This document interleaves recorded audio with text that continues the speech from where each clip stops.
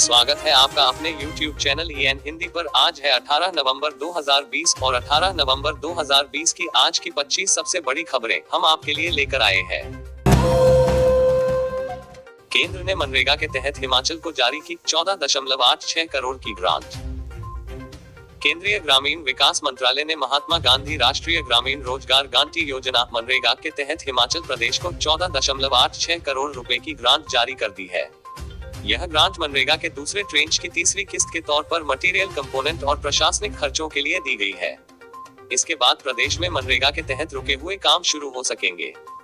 पुराने काम प्राथमिकता के आधार पर निपटाने के निर्देश। प्रदेश के ज्यादातर ग्रामीण इलाकों में मटेरियल कंपोनेंट में बजट न होने के कारण विभिन्न विकास कार्य के लिए निर्माण सामग्री उपलब्ध नहीं हो पा रही थी। इस वजह से पंचायतों में बहुत से काम रुके हुए थे। केंद्र द्वारा जारी की गई इस राशि के बाद कुछ काम शुरू हो पाएंगे, लेकिन यह बजट अभी पर्याप्त नहीं बताया जा रहा है। मनरेगा के तहत टैंक निर्माण जैसे तकरीबन 2 दर्जन काम ग्रामीण क्षेत्रों में किए जा रहे हैं। इसके लिए निर्माण सामग्री का होना जरूरी होता है। केंद्र ने पुराने काम प्राथमिकता के आधार पर निपटाने के निर्देश दिए हैं। 15 दिनों के भीतर बजट ट्रांसफर करने के निर्देश।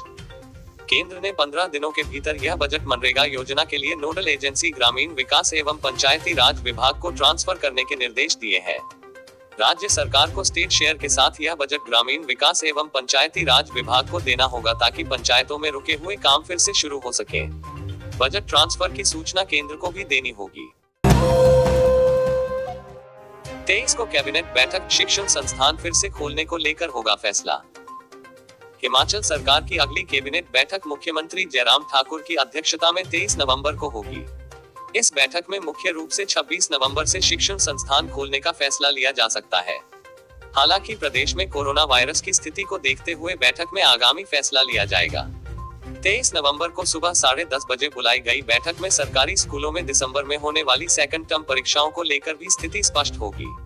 इस दौरान शिक्षा विभाग अगले 6 माह में किए जाने वाले कार्यों को लेकर मंत्रिमंडल के समक्ष प्रस्तुति भी देगा।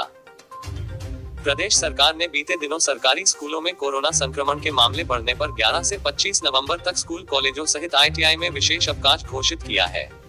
इस दौरान ऑनलाइन पढ़ाई भी बंद रखी गई है। हालांकि विद्यार्थियों को रोजाना होमवर्क भेजने की व्यवस्था जारी है। अब 23 नवंबर को मुख्यमंत्री की ओर से बुलाई गई बैठक में कोरोना संक्रमण के मामलों की समीक्षा की जाएगी। इसके बाद प्रदेश में शिक्षण संस्थान खोलने का फैसला लिया जाएगा। प्रदेश के सरकारी स्कूलों में दिसंबर-जनवरी में प्रस्तावित पंचायत चुनावों के चलते 15 दिसंबर से पहले परीक्षाएं करवाने का फैसला लिया गया है। पहली से 8वीं की परीक्षाएं पहले ही शिक्षा विभाग ने ऑनलाइन माध्यम से लेने का फैसला लिया है। बैठक में 9वीं से 12वीं कक्षा की परीक्षाओं को लेकर भी फैसला होना संभावित है। सरकार ने 2 नवंबर से 9वीं से 12वीं कक्षा के विद्यार्थियों और कॉलेजों में सभी कक्षाओं की नियमित कक्षाएं लेने का फैसला लिया था। इसी बीच कोरोना के मामले बढ़ने पर सरकार को अपना फैसला बदलते हुए 25 नवंबर तक शिक्षण संस्थानों में विशेष छुट्टियां करनी पड़ी हैं। अब कैबिनेट में फैसला लिया जाएगा कि शिक्षण संस्थानों को किस तरह से खोला जाना है। दुराचार पीड़िता से मारपीट पर चंपा पार्क में धरना प्रदर्शन, पुलिस कर्मियों को निलंबित करने की उठी मांग। जिला में दुराचार की शिकार हुई एक नाबालिग लड़की से पुलिस कर्मियों द्वारा की गई कथित मारपीट को लेकर गुरु रविदास सभा व इसकी सहयोगी सभाएं उग्र हो गई हैं। नाबालिग लड़की के साथ कथित मारपीट करने वाले पुलिस कर्मियों के विरुद्ध कार्रवाई किए जाने की मांग को लेकर गुरु रविदास सभा के बैनर तले अन्य सभाओं ने चंपा पार्क बिलासपुर में करीब 2 घंटे धरना प्रदर्शन किया तथा इस दौरान पुलिस प्रशासन पर अपने कर्मियों को बचाने के आरोप लगाए। पूर्व विधायक समेत 12 कोरोना संक्रमितों की मौत, 540 नए मामले, उच्च शिक्षा निदेशक भी पॉजिटिव। हिमाचल प्रदेश में 12 और कोरोना संक्रमितों की मौत हो गई है। नेरचौक मेडिकल कॉलेज मंडी में बिलासपुर के देहरा निवासी 85 वर्षीय कोरोना संक्रमित बुजुर्ग ने दम तोड़ दिया। धर्मशाला अस्पताल भरमाट पालमपुर के 48 वर्षीय कोरोना संक्रमित व्यक्ति ने दम तोड़ दिया। Indira Gandhi medical college IGMC और DDU अस्पताल में कोरोना संक्रमित 4 मरीजों की मौत हो गई। निर्मल कुल्लू के 23 वर्षीय युवक, रोहरू के 19 वर्षीय युवक, कोटगढ़ के 67 वर्षीय मरीज की मौत हो गई। इसके अलावा DDU अस्पताल में भी कोटखाई के 67 वर्षीय बुजुर्ग ने दम तोड़ दिया। मौत की पुष्टि अस्पताल के वरिष्ठ चिकित्सा अधीक्षक डॉक्टर रमेश चौहान ने की है। कुल्लू में 4 कोरोना संक्रमित मरीजों ने दम तोड़ा। मृतकों में 48 वर्षीय व्यक्ति, 70 वर्षीय बुजुर्ग महिला और 62 वर्षीय बुजुर्ग शामिल है। इसके अलावा कुल्लू के पूर्व विधायक चंद्रसेन ठाकुर का मंगलवार को निधन हो गया है। ठाकुर कोरोना संक्रमित थे और घर पर आइसोलेट थे। मंगलवार शाम को उन्होंने दम तोड़ दिया। 3 दिन पहले ही उनके कोरोना टेस्ट की रिपोर्ट पॉजिटिव आई थी। करसोग अस्पताल में 84 वर्षीय कोरोना संक्रमित बुजुर्ग महिला की मौत हो गई है। चंबा में 75 वर्षीय संक्रमित बुजुर्ग ने दम तोड़ दिया। वहीं उच्च शिक्षा निदेशक डॉक्टर अमरजीत कुमार शर्मा भी कोरोना की चपेट में आ गए हैं। निदेशक के कोरोना टेस्ट की रिपोर्ट पॉजिटिव आई है। उधर शिक्षा मंत्री गोविंद सिंह ठाकुर कोरोना निगेटिव होने के बाद शिमला स्थित अपने सरकारी आवास में आ गए हैं। कुछ दिन आराम करने के बाद शिक्षा मंत्री काम पर लौटेंगे। मंडी में डीएसपी सुंदरनगर भी पॉजिटिव आए हैं। उधर प्रदेश में मंगलवार को कोरोना वायरस के 540 नए मामले आए हैं। शिमला 176, मंडी 89, कुल्लू 70, कांगड़ा 58, चंबा 41, सोलन 26, ऊना 23, किन्नौर 21, हमीरपुर 19, बिलासपुर 14 और सिरमौर में 2 नए मामले आए हैं। इसके साथ ही प्रदेश में संक्रमितों का कुल आंकड़ा 30,740 पहुंच गया है। 6,772 सक्रिय मामले हैं। 23,484 संक्रमित स्वस्थ हो चुके हैं। 455 कोरोना संक्रमितों की मौत हो चुकी है। 7 दिसंबर से शुरू होगा विधानसभा का शीत सत्र, विधायकों ने भेजे सवाल। हिमाचल प्रदेश विधानसभा के शीतकालीन सत्र के लिए विधायकों ने राज्य विधानसभा सचिवालय को सवाल भेजने शुरू कर दिए हैं। ये सवाल प्रश्नकाल के दौरान पूछे जाएंगे। मंगलवार तक विधायकों की ओर से करीब 35 सवाल सचिवालय को भेज दिए गए थे। परंपरा के अनुसार यह सत्र तपोवन धर्मशाला में आयोजित किया जाना प्रस्तावित है। प्रदेश की 13वीं विधानसभा का यह 10वां सत्र 7 दिसंबर को शुरू होगा और 11 दिसंबर तक चलेगा। 7 दिसंबर को सदन की कार्यवाही 2 बजे शुरू होगी। हिमाचल विधानसभा सचिवालय ने भी अधिसूचना जारी कर दी है। इसकी शुरुआत शोकोदगार से होगी। 10 दिसंबर को गैर सरकारी सदस्य दिवस होगा। 11 दिसंबर को सत्र का समापन होगा। इस बीच प्रश्नकाल में विपक्ष ने सत्तापक्ष को घेरने की तैयारी कर ली है, जिसके लिए कोरोना वायरस के अलावा विभिन्न विषयों पर सवाल पूछे जाएंगे। सत्ता पक्ष के विधायक सरकार की नीतियों और योजनाओं से संबंधित सकारात्मक प्रश्न भी पूछ रहे हैं। इसी तरह से विधायक अपने अपने हलकों की योजनाओं से संबंधित सवाल भी पूछेंगे। इन सवालों के जवाब विभागों की ओर से तैयार किए जा रहे हैं। विधायकों को सत्रारंभ से करीब 15 दिन पहले यह सवाल विधानसभा सचिवालय को भेजने होते हैं। सचिवालय इन्हें आगे विभागों को भेजता है। मानसून सत्र की तरह ही सीमित लोगों का होगा प्रवेश। कोरोना काल में जिस तरह से मानसून सत्र के दौरान सीमित लोगों का ही सदन में प्रवेश रहा, उसी तरह शीतकालीन सत्र में भी यही व्यवस्था हो सकती है। मीडिया कर्मियों और अन्य लोगों की भी सीमित एंट्री ही हो सकती है। आम लोगों के परिसर में आने पर भी रोक रह सकती है। इस बारे में विधानसभा सचिवालय की ओर से जल्दी ही निर्देश जारी किए जा सकते हैं। नगर निगम धर्मशाला में पहुंचा कोरोना, 15 कर्मचारी निकले संक्रमित।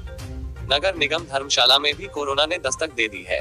मंगलवार को रैपिड एंटीजन टेस्ट में नगर निगम के 15 कर्मचारी कोरोना संक्रमित पाए गए हैं, जिसके चलते निगम कार्यालय को सैनिटाइज करवाकर 2 दिनों के लिए बंद कर दिया गया है। जानकारी के अनुसार 71 लोगों के टेस्ट करवाए गए थे, जिनमें से 15 कर्मचारी कोरोना संक्रमित पाए गए हैं। बता दें कि कुछ दिन पहले नगर निगम धर्मशाला के एडिशनल कमिश्नर कोरोना संक्रमित पाए गए थे, जिसके चलते नगर निगम कार्यालय में टेस्ट करवाए गए। जो 15 लोग कोरोना पॉजिटिव पाए गए हैं, उन्हें होम आइसोलेशन में भेजा गया है। अब 2 दिन बाद ही निगम कार्यालय खुलेगा, लेकिन उसमें भी यह देखा जाएगा कि जिन लोगों की नगर निगम में जरूरत है, उन्हें ही ऑफिस बुलाया जाए। नगर निगम कर्मियों के संपर्क में आए किसी व्यक्ति में लक्षण पाए जाते हैं तो 2 दिन बाद फिर से सैंपल लिए जाएंगे।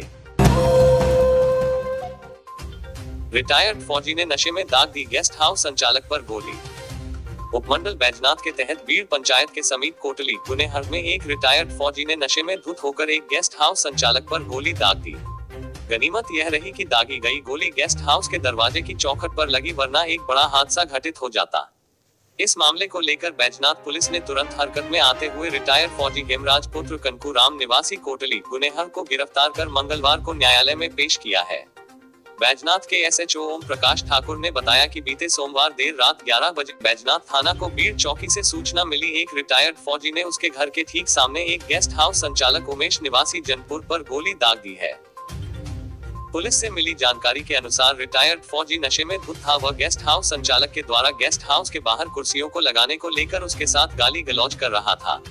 बाद में रिटायर्ड फौजी ने तैश में आकर रिटायर्ड फौजी ने गेस्ट हाउस संचालक पर अपनी बंदूक से गोली दाग दी। इस घटना के बाद जहां गांव में दहशत का माहौल फैल गया, वहीं गेस्ट हाउस संचालक बाल इस घटना में मौत का शिकार होने से बचा। SHO ओम प्रकाश ने बताया कि इस घटना को लेकर पुलिस ने आरोपी को गिरफ्तार कर उसके खिलाफ आर्म्स एक्ट व 307 के तहत मामला दर्ज कर उसे न्यायालय में पेश किया गया, जहां पर माननीय कोर्ट ने उसे 3 दिनों के पुलिस रिमांड पर रखने के आदेश दिए हैं। उन्होंने बताया कि आरोपी का मेडिकल करवाया गया, जिसमें उसके द्वारा नशा करने की पुष्टि हुई है। CM जयराम ने जसवां परागपुर में किए 56 करोड़ की योजनाओं के उद्घाटन व शिलान्यास। मुख्यमंत्री जयराम ठाकुर ने मंगलवार को कांगड़ा जिला के जसवां परागपुर विधानसभा क्षेत्र में 56 करोड़ रुपए की विभिन्न योजनाओं के शिलान्यास एवं उद्घाटन किए। उन्होंने 104 करोड़ रुपए की लागत से निर्मित दादासीबा स्वास्थ्य संस्थान, दुर्गान से भौली, सियूल से डुक्की तथा काहनपुर, नगोह, करान सड़कों के स्तरोन्नयन, गुम्मी और कोटला खट पर पुल निर्माण, जसवां तहसील के अंतर्गत घमरू, बरनैल, बोहला गांवों के लिए पृथक उठाव पेयजल आपूर्ति योजना और रिडी कुठेड़ा उठाव सिंचाई योजना का लोकार्पण किया। वहीं मुख्यमंत्री ने दादासीबा में संयुक्त कार्यालय भवन का शिलान्यास किया, जिसका निर्माण 5.24 करोड़ रुपए की लागत से किया जाएगा। ऑनलाइन ठगी करने वाला एक और शातिर बिहार से गिरफ्तार। रिटायर्ड JBT शिक्षक से ATM अपडेट करने के बहाने 10,62,000 रुपए की ठगी करने वाले एक और शातिर को भी पुलिस ने मंगलवार को बिहार के जमुई जिले से गिरफ्तार किया है। आरोपी के खिलाफ 30 दिसंबर 2019 को आनी में मामला दर्ज हुआ था। पुलिस की विशेष जांच टीम ने आखिरकार आरोपी अयोध्या तुरी पुत्र गंगा तुरी, निवासी नागवे, डाकघर सिमुरतला, जिला जमुई, बिहार को दबोच ही लिया। इसे अब 7 दिन के ट्रांजिट रिमांड पर कुल्लू लाया जा रहा है। हिमाचल में फिर बर्फबारी के आसार, माइनस में 3 शहरों का तापमान। हिमाचल के सभी क्षेत्रों में बुधवार को मौसम साफ रहेगा। गुरुवार को उच्च पर्वतीय क्षेत्रों के किन्नौर, लाहौल स्पीति, चंबा और कुल्लू के कुछ क्षेत्रों में बर्फबारी के आसार है। 20 और 21 नवंबर को दोबारा पूरे प्रदेश में मौसम साफ रहने का पूर्वानुमान है। 22 और 23 नवंबर को प्रदेश के कई क्षेत्रों में बारिश और बर्फबारी की संभावना है। उधर केलांग के बाद अब काजा और मनाली का न्यूनतम तापमान भी माइनस में पहुंच गया है। प्रदेश के ऊंचाई वाले क्षेत्र पूरी तरह से ठंड की चपेट में आ गए हैं। मंगलवार को राजधानी शिमला सहित प्रदेश के अधिकांश क्षेत्रों में मौसम साफ रहा। धूप खिलने के बावजूद अधिकतम तापमान में बढ़ोतरी दर्ज नहीं हुई। खेतों में बिजाई कर रहे ट्रैक्टर चालक के साथ हादसा, ऐसे मिली दर्दनाक मौत। थाना क्षेत्र नादौन के तहत गांव बलह बटरान में खेतों की बिजाई के दौरान हुए एक हादसे में ट्रैक्टर चालक की मौके पर ही मौत हो गई। प्राप्त जानकारी के अनुसार मंगलवार दोपहर को ट्रैक्टर चालक अजय कुमार खेतों में गेहूं की बिजाई कर रहा था कि अचानक ट्रैक्टर पलट गया। इस दौरान वह ट्रैक्टर के नीचे दब गया, जिससे उसकी मौत हो गई। खेतों में काम कर रहे लोगों के शोर मचाने पर आसपास के लोग इकट्ठा हुए। लोगों ने चालक को ट्रैक्टर के नीचे से बाहर निकाला और घर ले आए। पटवारी की सूचना मिलते ही तहसीलदार मनोहर लाल शर्मा मौके पर पहुंचे। तहसीलदार ने इसकी सूचना पुलिस को दी, जिस पर ASI नरेश कुमार टीम के साथ वहां पहुंचे और शव को कब्जे में लेकर पोस्टमार्टम के लिए भेज दिया। इस घटना से क्षेत्र में शोक की लहर दौड़ गई है। मौके पर पहुंचे तहसीलदार ने मृतक के परिजनों को 10,000 रुपए की फौरी राहत दी है। दोस्तों, अगर अभी तक आपने हमारे चैनल को सब्सक्राइब नहीं किया है तो यहाँ क्लिक करके हमारे चैनल को सब्सक्राइब कर लें। साथ ही इस नोटिफिकेशन बेल पर भी जरूर क्लिक करें, जिससे कि आप हमारे आने वाले सारे वीडियोस की नोटिफिकेशन अपने मोबाइल पर पा सकें।